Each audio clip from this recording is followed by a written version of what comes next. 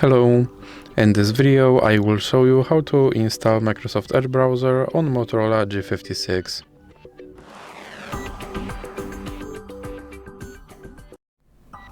So you have to start by opening your Google Play Store, then click on search bar and type in Edge. Now click search and then click install.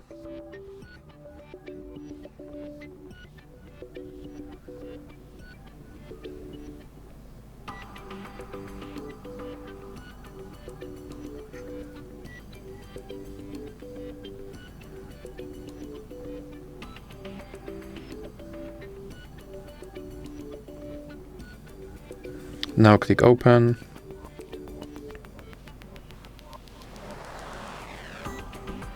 And here you can set this browser as a default browser, or you can click not now, and then we have to confirm your data and privacy settings. And as you can see, my Microsoft Edge browser is now installed and is ready to use, so that's it for this video. If you liked it, please remember to leave a like and subscribe.